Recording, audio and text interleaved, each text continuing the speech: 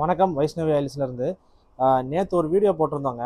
Check ரன்னிங்கில் இருக்கிறப்பயே உங்களுக்கு வந்து தேங்காய் எண்ணெய் லைவாக நம்ம பிடிச்சோம். அதில் உள்ள பாட்டில் தான் 1/2 லிட்டர் பிடிச்சிருந்தோம்.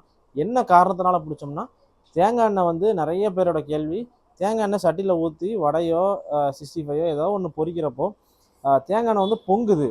ஸோ பொங்குனா ஒரிஜினல் எண்ணெயா, இல்லை பொங்காமல் இருந்தால் தான் ஒரிஜினல் எண்ணெயா, இப்படிங்கிற ஒரு கேள்வி தான் மக்களிடமிருந்து நம்மகிட்ட இருந்து கேட்குறாங்க.